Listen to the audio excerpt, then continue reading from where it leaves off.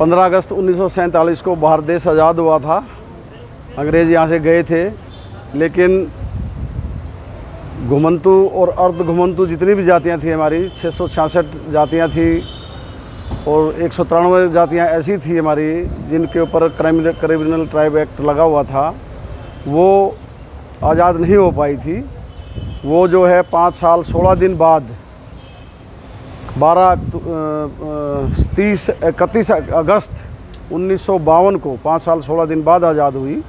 उसी के उपलक्ष्य में हर साल हम अपना आज़ादी दिवस, मुक्ति दिवस मनाते हैं इसे हम। अच्छा सर, आपको ऑल इंडिया DNT वेलफेयर संघ का अध्यक्ष बनाया गया हरियाणा में, इसको लेकर आप क्या कहेंगे?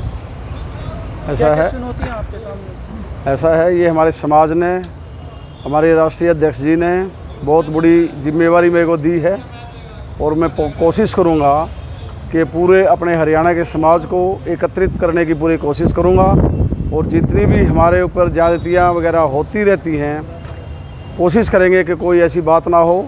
समय समय पर सरकार के सामने अपनी जो भी जाति आएगी या जो भी हमारी डिमांड होगी उसको उठाते रहेंगे और हल करने की पूरा प्रयास करेंगे हम।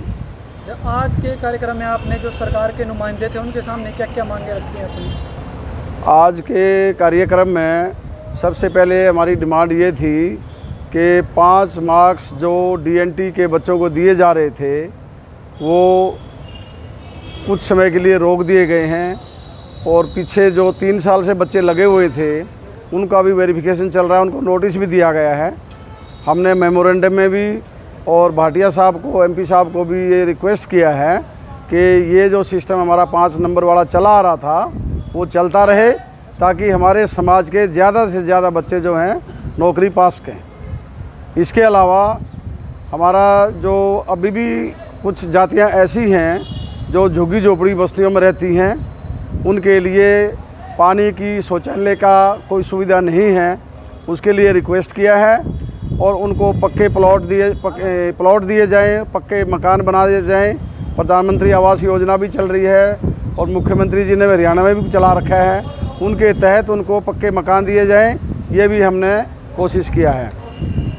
और इसके अलावा हमारा एक मुद्दा और था कि तीसरा मुद्दा था हमारा कि कई स्टेट्स में जैसे महाराष्ट्र वगैरह में 11% रिजर्वेशन दिया गया DNT समाज को। वो हमने रिक्वेस्ट किया है कि हमारे DNT समाज को यहाँ पे भी रिजर्वेशन दिया जाए, क्योंकि अगर हम 1931 की जनसंख्या के हिसाब अनुपात में अगर कैलकुलेशन करेंगे जनसंख्या तो इस टाइम कम से कम 50 से 60 करोड़ जनसंख्या बनती है। लगभग 40-45% पूरा जनसंख्या का पार्ट हमारा ही है। लेकिन दिक्कत वाली बात ये है कि अलग से इनकी जनसंख्या काउंट नहीं कराई जा रही। अगर कराई जाएगी तो गवर्नमेंट हमारे बारे में बिल्कुल सोचेगी, इसलिए हमने अपना बच्चे नहीं लग पा रहे रिजर्वेशन की डिमांड की है। इसके अलावा एक हमारी और डिमांड थी,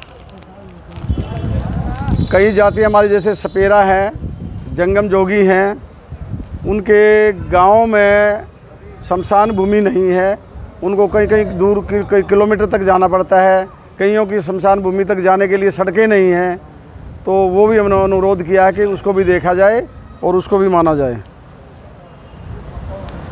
इसके अलावा हमारी कई कास्ट हैं जैसे चमर मंगता है, कपाड़िया है, बहेलिया है, मंदारी है, कलंदर है। उन जनजातियों को हरियाणा की विमुक्त जातियों में शामिल नहीं किया गया है, तो उनमें भी उनको भी हरियाणा में भी शामिल किया जाए। हालांकि वो ऑल इंडिया की उसमें सूची में है, हरियाणा वाली सूची में नहीं है, उसको हरियाणा की सूची में डाला जाए। ये हमारी मेन डिमांड है। बाकी मैं सारे युवकों से, सभी भाइयों से, बुज़ुर्गों से निवेदन करूंगा कि वो हमारा साथ दें ताकि हम स्टेट लेवल से लेके डिस्ट्रिक्ट लेवल, ब्लॉक लेवल और ग्राम लेवल तक सब लोगों को जोड़ सकें और पूरा एक इतना बढ़िया स्ट्रक्चर बना के संगठन खड़ा कर सकें ताकि हम इस काबिल बने कि अपनी आवाज़ उठा सकें और सरकार तक आवाज़ पहुंचा सकें। ऑल इंडिया DNT जो वेलफेयर संघ है, इसके लिए हमने पंचकुला में एक जगह की डिमांड की है ताकि हम अपना एक ऑफिस वहाँ पे एस्टेब्लिश कर सकें और वहाँ से वर्किंग कर सकें। जब भी कोई ज़रूरत हो वहाँ पे 2-4 आदमी हमारे ऑफिस में बैठे हों कभी भी किसी को मैसेज देना हो अपने स्टेट वालों को तो तुरंत उनको मैसेज दे सकें और तरीके से अपना काम काज चला सकें हम संगठन का।